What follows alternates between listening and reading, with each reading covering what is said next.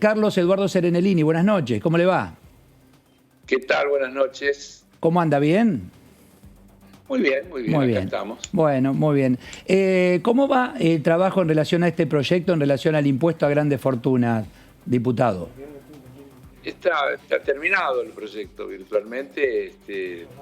Lo que estamos esperando es simplemente tener un poco más de, yo diría, certeza del funcionamiento parlamentario a través de medios remotos, porque hasta ahora, como ustedes sabrán, porque son un canal que sigue permanentemente la actividad para diputados, las sesiones que se han llevado a la práctica han sido sesiones, yo diría, con temas consensuados previamente, donde no hubo dificultades para conformar el quórum, donde no hubo dificultades para la medición de los resultados de las votaciones, etcétera, etcétera.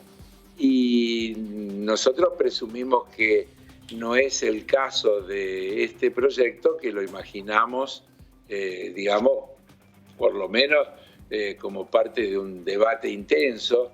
Usted sabe que los proyectos impositivos requieren mayoría especial, es decir, que deben garantizarse 129 votos afirmativos para que pueda tener validez o sanción un proyecto de esta naturaleza.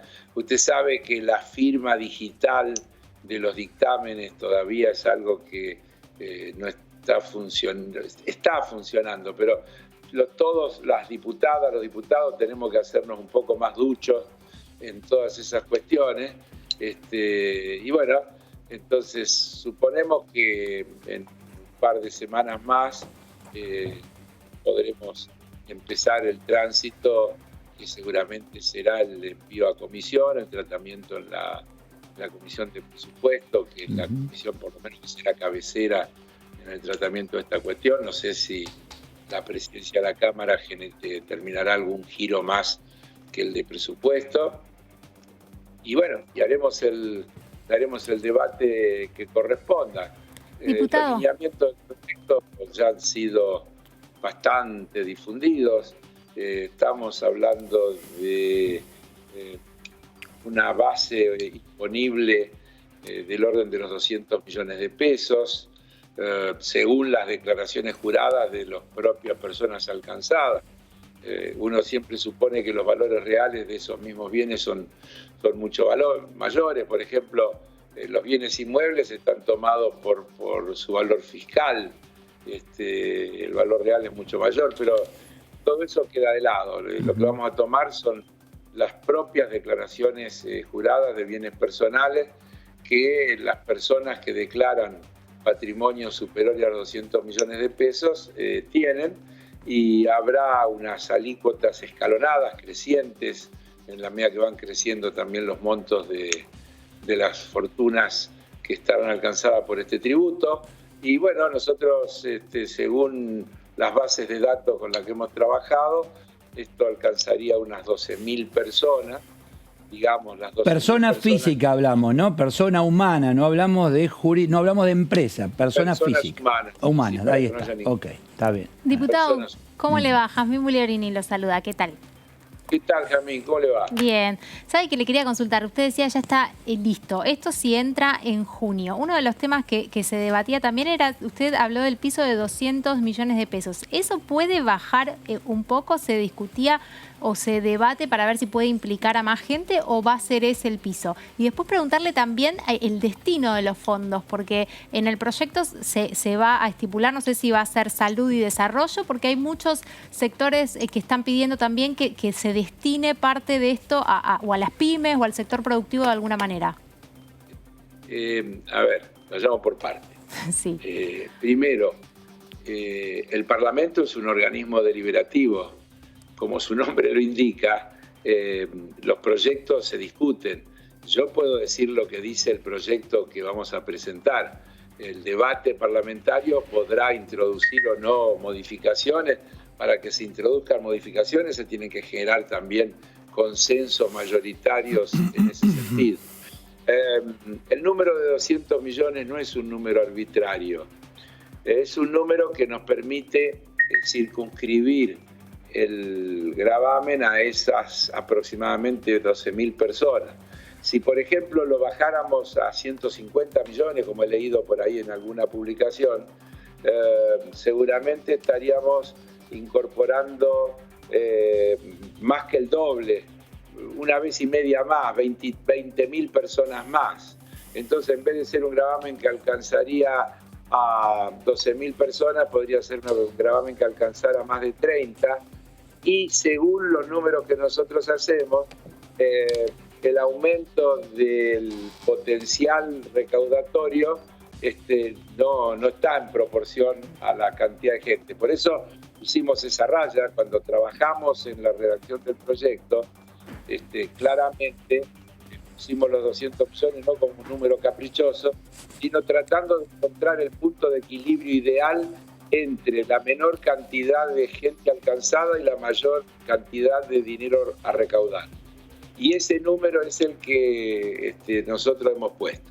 La segunda cuestión que usted me preguntó, ¿cuál era? El destino de los fondos. El destino de los fondos en el proyecto está establecido. Tiene varios destinos.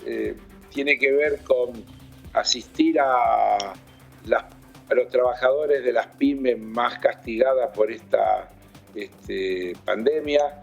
Tiene que ver con asistir a las personas que viven en los barrios, llamémosle vulnerables, para utilizar el término que hoy está en boga.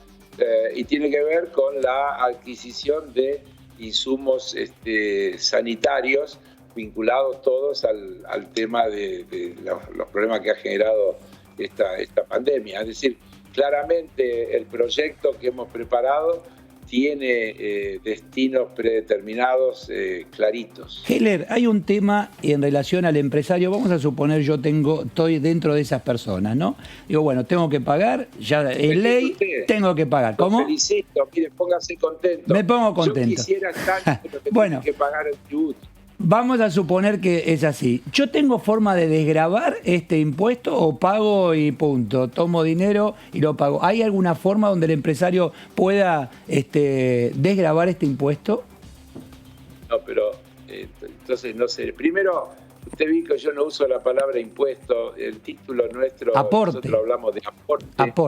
De aporte. Porque entendemos que estamos frente a una situación excepcional. Por eso es aporte por única vez. No tiene la característica de un impuesto. Un impuesto es una cosa que tiene una periodicidad determinada. Y nosotros aquí claramente está explicitado que se trata de un aporte por única vez. Si se estableciera cualquier mecanismo de compensación, en vez de un aporte se convertiría en un préstamo. Entonces perdería el sentido. Ustedes tienen que entender que, no ustedes, hay que entender que cuando uno mira los datos, por ejemplo, del mes de abril, y hoy se conocieron los del mes de mayo, pero los del mes de abril, los ingresos fiscales creo que cayeron un 27% y los gastos aumentaron un 35%.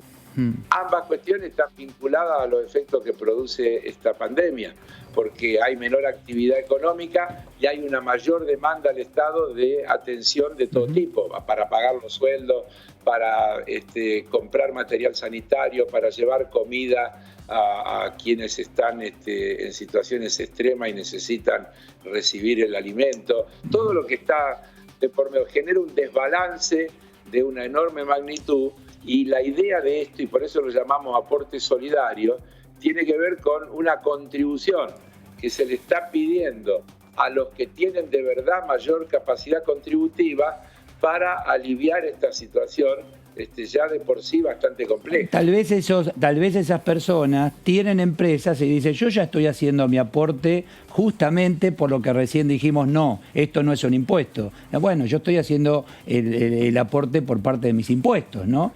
Dice, yo ya estoy acompañando. Mire, si usted tiene 1.000 millones de pesos de fortuna personal y tiene que pagar 30 y yo creo que va a ser igual inmensamente rico y su condición de vida no se va a ver afectada. Usted no va a perder ningún atributo de su forma de vivir por este aporte que le estamos pidiendo, y seguramente va a ayudar a que mucha gente pueda aliviar su situación dramática por la que está atravesando. Entonces, por eso hablamos de aporte solidario. Eso está claro, esa definición, diputado. ¿Cómo le va? Disculpe que lo interrumpa brevemente. Lo saluda Claudio Mardones acá desde el piso. Este viene siendo un proceso ya de 2 meses y medio desde que el presidente Alberto Fernández lo mencionó por primera vez.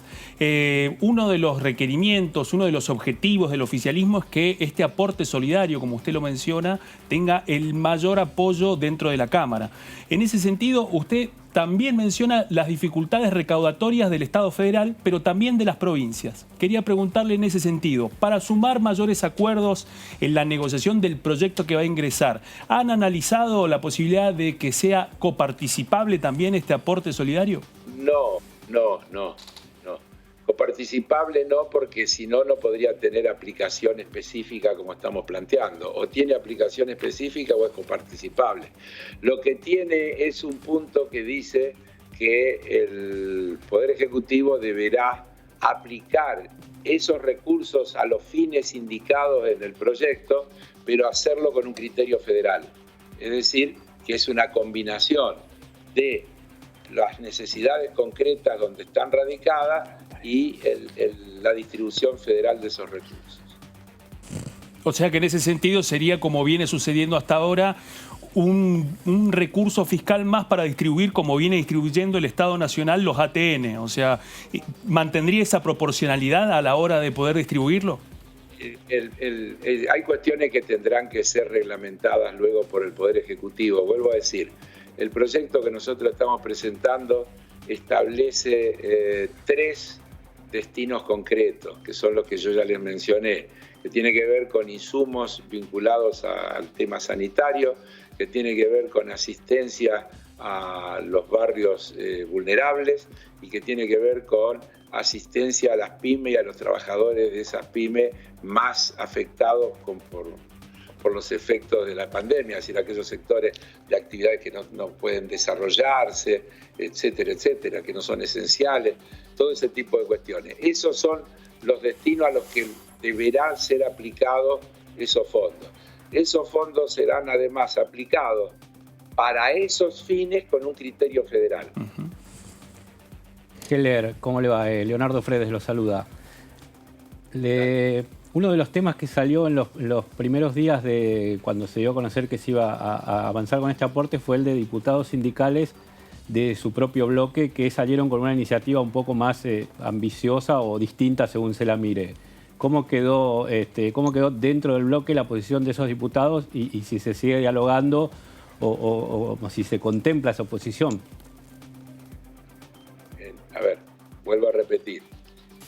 Miren, primero, el Parlamento tiene una virtud justamente.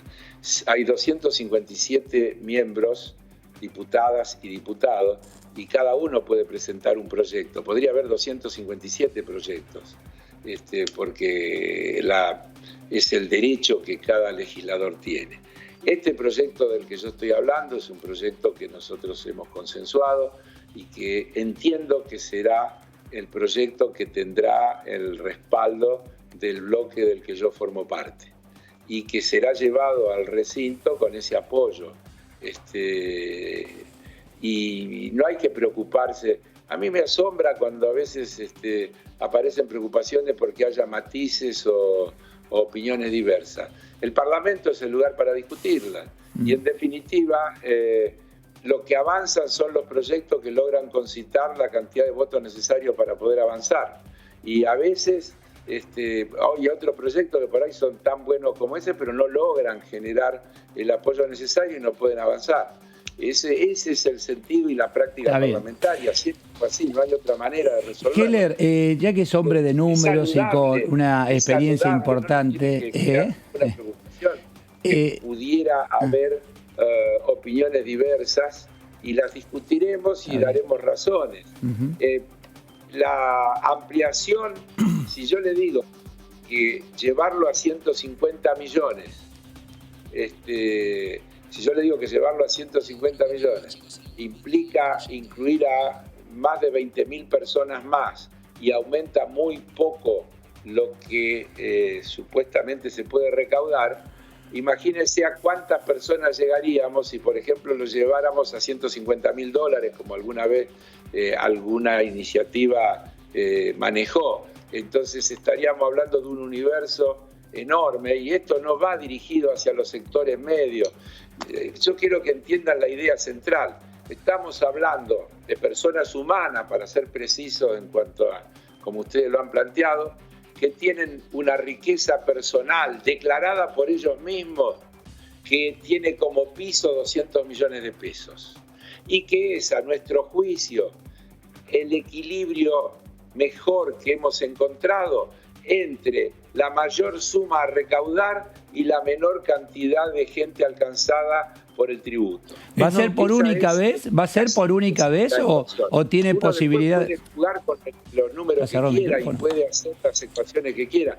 No hay ninguna ecuación que tenga mejor relación de cantidad de personas alcanzadas y masa de dinero obtenible que esta que nosotros estamos planteando. Diputado, ahora, otra pregunta, perdón. Discúlpeme brevemente. No es muy interesante el concepto que usted comparte con nosotros, pero también anticipa un poco cómo va a ser la negociación que se avecina en las próximas semanas. Usted dice en un par de semanas.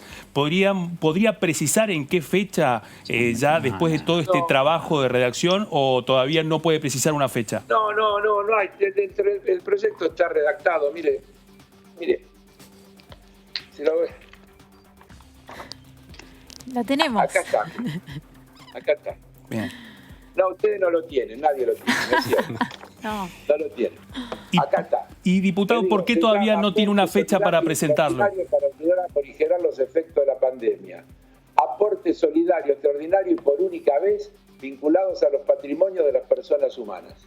¿Está claro? El proyecto está totalmente listo y yo lo voy a presentar, o lo vamos a presentar, cuando las autoridades de la Cámara nos digan que estamos en condiciones de poner en debate un proyecto de esta complejidad.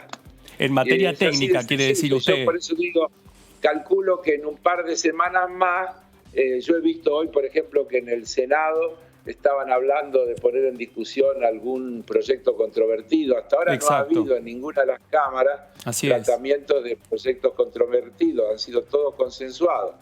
Creo que tendremos que pasar por el examen de algún proyecto controvertido para que ese examen habilite que podamos presentar un proyecto de esta envergadura. Nada más. Heller, escucha así, ¿va a ser por única vez o puede ser que, si resulta, vayan por otro aporte? No, pero sí, y además lo vamos a cuadruplicar y lo vamos a cobrar 4 veces por año. Ajá. Yo le estoy diciendo, ya le dije como 4 veces que este es un proyecto de un tributo extraordinario por única vez. Sí. Ahora, la Argentina tiene una asignatura pendiente que es un debate de una reforma impositiva total. Lo ha dicho el presidente. Y yo hay cámaras empresarias que lo están pidiendo, es cierto eso, sí, es verdad. Yo creo que tenemos que discutir a fondo que la Argentina tiene un sistema impositivo que se ha ido desnaturalizando por diversas razones y donde hay demasiados impuestos al consumo, pero también es cierto que algunos impuestos en particular, muy pocos, son los que componen la base tributaria que la Argentina tiene. Pero le voy a dar un dato. Mire, si usted suma el impuesto a las ganancias que pagan las personas humanas, más el impuesto a las ganancias que pagan las personas jurídicas, más el impuesto a los patrimonios que pagan las empresas, más el impuesto a los patrimonios que pagan las personas humanas, todo eso junto es menos que el IVA que recauda la nación. Diputado. Entonces, claro que hay que discutir a fondo el sistema impositivo, porque el IVA es un impuesto absolutamente injusto, pues, es paradójico, porque uno puede decir, es igualitario, afecta al hiper rico y al hiper pobre de la misma manera, ambos pagan el mismo IVA. Y los impuestos, para ser justos, tienen que ser progresivos y tienen que estar más vinculados a la verdadera capacidad contributiva que cada uno tiene. Esta es la idea que hay que poner en discusión, a mi juicio, en mi opinión. No, entiendo. Lo entiendo perfecto. Bien, en algún momento va a haber que discutir el gasto también, ¿no? Digo, impuestos y el gasto. Sí, claro, ¿no? Creo que hay que discutirlo porque hay que aumentarlo. Ah, sí. Porque el gasto ha sido recortado y hoy estamos pagando las consecuencias de esos recortes del gasto. Claro que hay que discutirlo. Si no hubiéramos tenido los recortes que tuvimos en salud, en ciencia y tecnología, etcétera, hubiéramos estado mucho mejor preparados para enfrentar esta pandemia que como estuvimos. Nosotros en el Parlamento declaramos la emergencia y declaramos 9 emergencias porque antes de la pandemia la Argentina tenía una gravísima situación producto de las políticas que se habían aplicado en el periodo anterior. Y esto está consagrado en una ley, que fue debatida y que tuvo las mayorías necesarias. Por lo tanto, a esto se le agregó luego la situación de la pandemia, pero estoy absolutamente convencido que una de las grandes conclusiones que deberíamos sacar de lo que nos está pasando es que hace falta un Estado fuerte y presente siempre, no solo en caso de crisis. Y ese Estado fuerte y presente siempre requiere tener ingresos para poder llevar adelante políticas públicas que efectivamente tiendan a resolver el problema de los que están en peores condiciones. La Argentina tiene un enorme déficit habitacional, la Argentina tiene un enorme déficit de cloacas, de pavimento, de agua potable, y todo eso requiere de recursos públicos, y esos recursos públicos no pueden salir de otro lugar que de los aportes que hagan los que tienen capacidad contributiva. Heller, ¿y cree que se va a poder aprobar en diputados? Ya empezaron a conversarlo con bloques de la oposición para ver si hay que negociar algún que otro punto para poder aprobarlo. Y preguntarle, que sabemos que estuvo reunido con Alberto Fernández ya en 2 ocasiones por este tema, si nos puede decir qué le dijo el presidente, ¿no? Se sabe que apoyó el proyecto, sí, pero si nos puede decir algo más. A ver, sí, no hay ningún problema. Mire, la primera reunión que hicimos, el presidente nos llamó para que le explicáramos, le contáramos los alcances del proyecto. Nos cuesta a los argentinos, a pesar de las veces que se dice, admitir que hay un presidente que respeta la división de poderes, que no trata de inmiscuirse en la vida del Poder Legislativo ni del Poder Judicial, porque venimos de malas prácticas. Y entonces cuesta creer que se está transitando otro camino. Pero yo les puedo asegurar que es así. El presidente nos llamó para que le contemos los alcances del proyecto, los lineamientos del proyecto, cosa que hicimos. Y la segunda reunión fue muy sencilla. Me llamó el presidente por teléfono y me preguntó qué pasaba que no se presentaba, igual que ustedes. Me hizo la misma pregunta. Y yo le empecé a explicar esto mismo que le estoy explicando a ustedes, y de ahí surgió una invitación a charlar y me dijo si no quería ir al día siguiente a tomar un café y charlar un rato de todas estas cosas, bueno, de algunas cosas más que hablamos de economía en general. Y ahí volvimos a repasar, porque él nos preguntó algunas cosas para tener más presentes sobre justamente los destinos, cómo estaban establecidos, todas estas cuestiones, y le contamos, y le puedo asegurar que el presidente fue enormemente respetuoso de lo que nosotros le fuimos explicando a cada una de las preguntas que nos hizo. Heller, la otra pregunta que usted me hizo también, creo que era si teníamos diálogo con la oposición. No, porque todavía no se ha presentado el proyecto. Yo creo que ese proceso del diálogo comenzará cuando el tema vaya a la Comisión de Presupuesto y se comience a debatir. Pero sí le puedo decir que he visto numerosas encuestas de opinión pública y no hay ninguna que diga que menos del 70%, están entre el 70 y el 80% las opiniones que están de acuerdo con la aplicación de este tributo que estamos planteando. Es decir que si los legisladores hacen honor a la representación y tienen en cuenta que tienen un mandato y el mandato se lo dan los votantes, yo le digo que deberíamos tener una amplísima mayoría en el tratamiento parlamentario, porque la inmensa mayoría de las argentinas y los argentinos está de acuerdo en esto que nosotros estamos planteando, según dicen todas las encuestas a las que hemos accedido. Vamos a aprovechar su autorizada palabra, Heller. ¿Cómo vamos con el tema bonistas? ¿Cómo cree que va a terminar? Salimos, es difícil la situación, ya lo sabemos, pero... Mire, hay un tema clave. Primero, yo tengo siempre por naturaleza optimismo y espero que se llegue a una solución. Y tengo la impresión, no la información, de que se ha avanzado y que estamos cerca. Porque la impresión me surge de leer los diarios, de mirar la televisión y de ver cómo suben los bonos que están alcanzados por el canje. Quiere decir que los que tienen los bonos están con expectativa de que se está cerca de un acuerdo. Eso por un lado. Segundo, el gobierno desde el primer día dijo que el único acuerdo posible es un acuerdo que resulte que deje una deuda sostenible. Y una deuda sostenible es aquella que se puede pagar sin sacrificar a la gente. Es decir, que se puede pagar con la gente adentro, que se puede pagar sin tener que ajustar más aún la situación de las argentinas y los argentinos. Entonces tiene que haber un derrotero. Ese derrotero requiere un periodo de gracia. Ese periodo de gracia tiene que permitir que los recursos que el Estado tiene hoy diezmados puedan ser destinados todos a generar políticas de reactivación, de recuperación de la actividad económica, para que se generen nuevos ingresos que puedan en un tiempo empezar a asumir cancelaciones de deuda.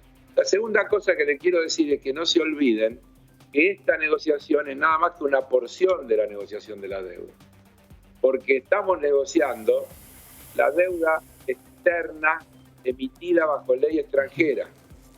A continuación hay que negociar los 44.500 millones de dólares de deuda con el Fondo Monetario Internacional. Y también hay que negociar la deuda en moneda extranjera y en moneda nacional emitida bajo legislación nacional, que como ustedes recordarán, el gobierno de Macri en uno de sus últimos actos reperfiló, es decir, la pateó para adelante porque había llegado a una situación que demostraba en la práctica que el endeudamiento nos había llevado a una situación de insostenibilidad. Entonces, ¿cuál es el punto de equilibrio para la Argentina, a mi juicio? El punto de la sostenibilidad. Porque si la Argentina cediera más de eso, creo que cometería un error porque estaría pateando para adelante un problema que se le volvería recurrentemente. La Argentina necesita tener un sendero sostenible de la forma como va a enfrentar el pago de su deuda externa para que, insisto, pueda tener una política de desarrollo, de inclusión y de resolución de las enormes cuestiones que hay pendientes de resolver para muchísimos conciudadanos y conciudadanas. Diputado, otra pregunta.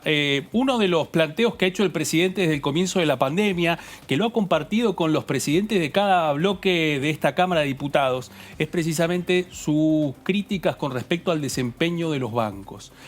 Ha sostenido en distintas oportunidades que las entidades financieras no han estado a la altura de la situación crítica en la atención del público y también, un tema central, en la capacidad crediticia para prestar dinero en esta situación de crisis. Quería preguntarle en ese sentido, ¿qué instrumentos evalúa el bloque oficialista para lograr que eso se pueda concretar? Y por otra parte, si existe alguna posibilidad de que se pueda gravar las grandes ganancias de los bancos y las entidades financieras dentro de este proceso de búsqueda. De fondos, perdón. A ver, yo lo pondría a las entidades financieras en una idea de gravar las grandes ganancias de todos los que tienen grandes ganancias. ¿Por qué de las entidades financieras y no de las mineras, las petroleras y todas las empresas que tienen grandes ganancias? A mí me parece que los bancos son parte de ese conglomerado y que tienen que tener ese mismo tratamiento. La discriminación la hace el nivel de ganancia, los mínimos no imponibles, no la actividad. Respecto al funcionamiento del sistema financiero, déjeme decirle que en mi gestión anterior yo traté de llevar adelante un proyecto que llamamos Ley de Servicios Financieros, porque entendemos que lo que hay que regular es el servicio financiero y que hay que hacerlo desde el lado del usuario. Tenemos una ley de entidades financieras que regula desde el lado de las entidades y nosotros creemos que eso tiene que cambiar profundamente. Cuando a mí me piden una síntesis del cambio, yo digo, mire, la ley actual, además de que por ser una ley de la dictadura ya no la deberíamos tener, porque es una ley de Martínez Dios, ni siquiera debería llamarse ley, permítanme, estamos hablando en un canal del Parlamento, y yo digo que una cosa hecha por una dictadura ni siquiera debería llamarse ley, porque no se hizo cumpliendo los pasos que se deben cumplir para que sea una ley. Pero Martínez Dios, ustedes lo buscan, hoy la tecnología permite cosas bárbaras. El día que presentó el proyecto de esa llamada ley de entidades financieras, dijo, este es el proyecto más trascendente que habremos de presentar durante nuestra gestión. Y entonces tenemos una asignatura pendiente importante, que es cambiar. ¿Y sabe qué hay que cambiar? La ley actual es una ley que dice los bancos pueden hacer todo menos aquello que tienen expresamente prohibido. Y si usted revisa, lo expresamente prohibido es bastante poco.